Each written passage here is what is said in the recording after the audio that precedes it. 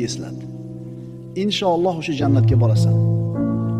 Mana shu e'tiqod bilan yashaydigan bo'lsang, ustingga kelayotgan, seni yuragini siqayotgan bu balolar, musibatlar hech narsa bo'lmay qoladi.